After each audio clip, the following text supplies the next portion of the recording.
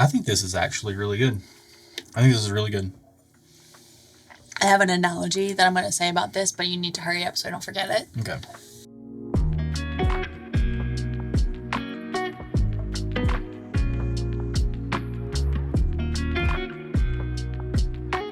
Welcome to the channel, bringing a real-world perspective to the real-world whiskey consumer. I'm Josh. And I'm Erin. We are back with another Wildcard Wednesday video where we draw a sample at random.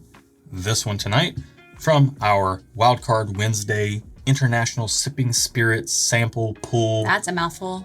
It's all blind. We don't know what we're drinking. That way you get the most honest opinion as possible. And we're going to nose it. We're going to taste it. We're going to tell you what we think about it from our real world perspective. And then we're going to find out how much it costs and see if that changes our ratings before we find out what we're drinking. That way you get the most honest opinion as possible. Yep. And we're basing it all on whether we would spend our own money dollars on it or not, which to us is the ultimate vote of confidence or not unconfidence for a port. Let's get into the nose of this whiskey. And also, my eye is twitching, so I'm going to try to do the best I can. Having some issues. You know, whiskey might fix it. Drink it. Don't pour it in your eye. Okay, yeah, that would burn. Oh, I don't know what I get right now. I'm getting sweet, bready maltiness.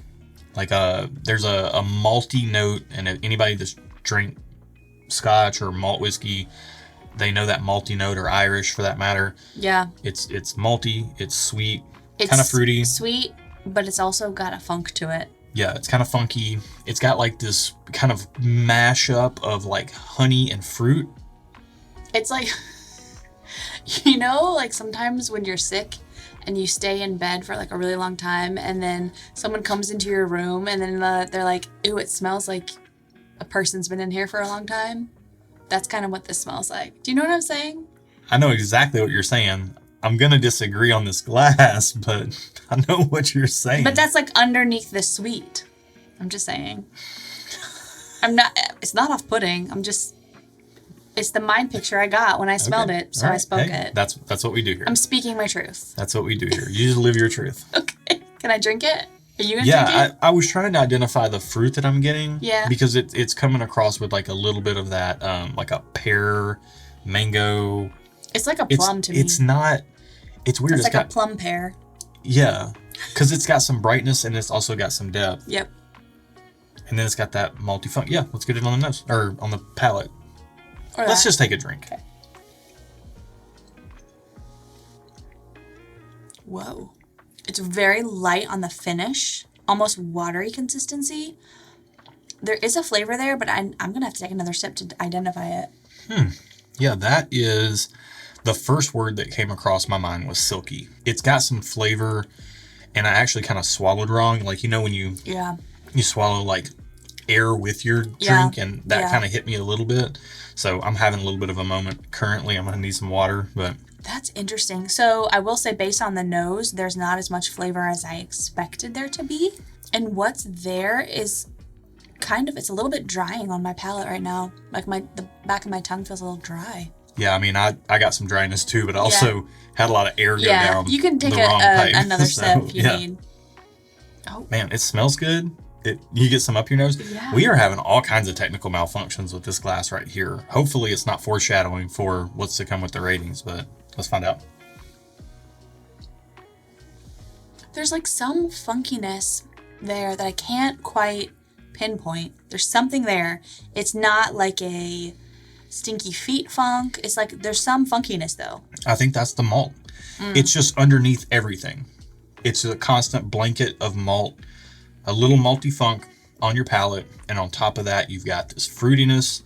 You've got the brighter fruits like your pears. You've got your darker fruits like your plums. Those are kind of the two that do stick out on the nose and the palate, and they're kind of headlining the fruit section of this pour, which is coming across generally very sweet. And I'm gonna stick by my silky, whatever designation that I gave it. Yeah. Like, this is pretty easygoing. It's like Bruno Mars silky. Yeah. Yeah, this is like Bruno Mars because, like, it's easygoing, but it's not so tame that it's boring. Yeah. So, yeah, I think that's actually a really apt musical analogy for this glass right here. Well, he's in a band called Silk Sonic.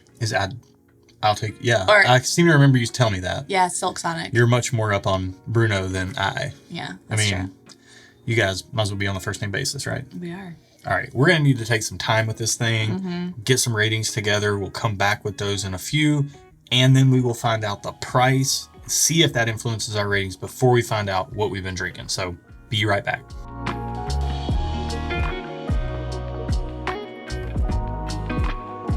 All right, this one was a fun one. Seems like we might be a little bit divided on this, but what did you think about it after spending some time with it? So overall, I thought this was a good pour. It's not for me. It kind of reminded me of like a Tinder date that you swipe because you really like their pictures, and then you meet them, and then you find out that their pictures were from like 10 years ago, so it's not exactly what you thought it was going to be. That's kind of what this is. It smelled very strong. It tasted kind of weak. So I'm going to go just okay. Okay. To me, I thought this was great. I enjoyed this a lot. It comes across to me a lot like a very typical kind of 12-year Scotch. It could be an Irish, but I'm really leaning more towards Scotch because it's got a little bit of that oaky smokiness on the back end, on the finish, but it's very faint. And that to me is really the story of this glass. It's the fruitiness on top of the maltiness and then the oak and smoke on the back. And I enjoyed that quite a lot. So I am going to say thumbs up on this glass. I like it. Okay. I don't know if I'd want a bottle of it or not, and that's going to be very price contingent. So in our Wildcard pool, we're going to find out the price first and see if that changes our ratings, and we'll go from there. So it's number 23. Number 23 is $125. I'm gonna go thumbs down. You're gonna go a hard pass on this one. Yeah, it's not even like good enough flavor for me to stay just okay. Because I want more flavor, and I also don't like the funk. There's a little funky there. That's fair. I like it at that price. I am gonna bring my thumbs up down to a just okay though. Okay. I don't have to have a bottle of it. I like it, but I don't have to have a bottle at that price tag. I did find it very enjoyable though. Cannot wait to find out what it is. What is it? This is the Macallan 15-year double cask, 43% ABV. And double cask. Yep. Interesting. And this is thanks to my best buddy since 8th grade, Kermit Purcell. So big shout out to Kermit for giving us this sample. 15-year double cask. Wow. I would expect it to have more flavor and it's light, little more of a finish, but what do I know? It's light, it's easygoing, it's silky, but it does have some flavor there. For 43%, it's got a good bit of flavor, I think, but it's like Bruno Mars. It also has some funkiness to it. It's got a little funk. You gotta like the funk to get into this one. And I like funk music. I just don't funk soul music. I just don't like funk soul in my whiskey. You kind of do like some funky whiskey sometimes too, though. It's got to be the right kind of funk for you, and this isn't the right kind of funk for you. This is actually a great sample to pop up, because the Macallan is a very lauded brand in Scotch whiskey, and a lot of people just think like, I'm gonna go get some Macallan for a special occasion bottle. I'm gonna get the one that is the most expensive that I can afford or am willing to splurge on or whatever. And I think a lot of times people see the Macallan 12 years and they think, let me jump up to the 15. And they might be disappointed if they do that because we've had Macallan 12 and it is not nearly this funky. You might be a little better off going with the 12. Yeah, if you don't like funk, you might want to just stick with the 12. Yeah, I like this though. If you like what we're doing over here, go ahead and like the video and think about subscribing if you haven't already, because we bring 4 videos every week just like this, or kind of like this. We've got a little rotation of content we do, and hit the bell down there if you want to tune into our live streams once a month. We'd love to have you join us for a pour. Absolutely, and be good to each other, and until next time, cheers. Wow, Macallan 15, huh? I'm a little disappointed in it, not gonna lie.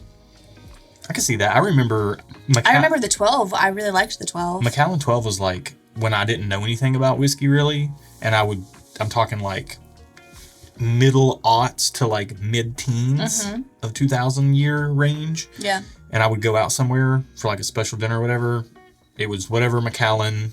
Yeah. Yeah. I think that's how most people are, for sure. Like, that's kind of the general consensus in the general public.